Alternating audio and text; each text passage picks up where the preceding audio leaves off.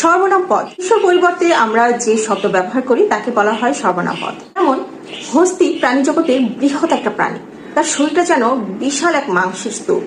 এই যে এই দুইটা বাক্য আমি বলেছি, দুইটা বাক্যে আমি প্রথম বাক্যটাতে হস্তি শব্দটা বলেছি, কিন্তু দ্বিতীয় বাক্যটাতে আমি কিন্তু হস্তি না বলে হস্তি বদলে তার শব্দটা ব্যবহার করেছি।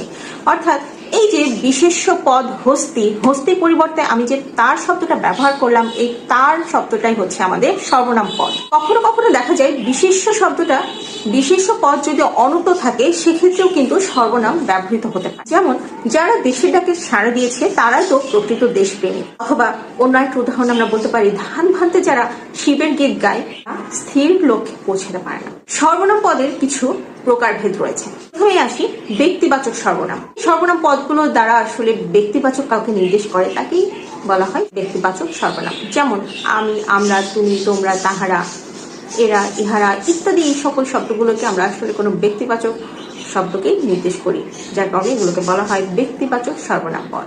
এরপর রয়েছে আত্মবাচক সর্বনাম।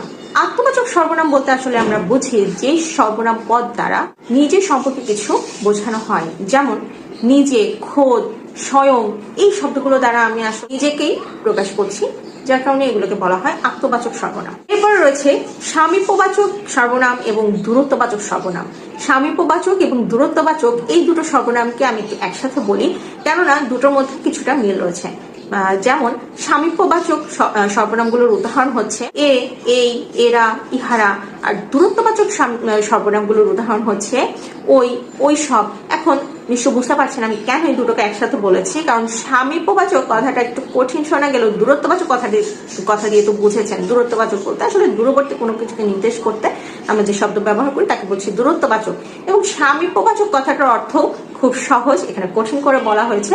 সামীপ্যবাচক কথাটার অর্থ হচ্ছে নিকটবর্তী কোনো কিছুকে প্রকাশ করা। অর্থাৎ এ, এই, এরা এই শব্দগুলো দ্বারা আমরা আসলে নিকটবর্তী কোনো কিছুকে বোঝাই, এবং ওই, ওই সব এই শব্দগুলো দ্বারা আমরা দূরবর্তী কোনো কিছুকে বোঝাই। যেমন এই জামাটা আমার, এটা অর্থাৎ আমার নিকটবর্তী যে জামাটা রয়েছে সেটাকে আমি বলছি এই দ্বারা প্রকাশ করছি।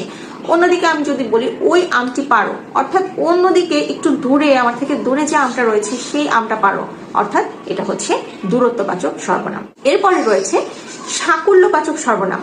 সাকুল্যবাচক সর্বনাম, এটা নাম শুনেই বুঝতে পারছেন এটা কি হবে। আসলে যেই শব্দ দ্বারা আসলে সবকিছুকে বোঝাবে, একসাথে বোঝাবে, সেটাকে আমরা বলবো সামীপ্যবাচক সর্বনাম। যেমন সব, সকল, সমুদয়, তাবৎ এই শব্দগুলো দ্বারা আসলে সব কিছুকে একত্রে বোঝায়, যার কারণে এগুলোকে বলা হয়েছে সাকুল্যবাচক সর্বনাম। প্রশ্ন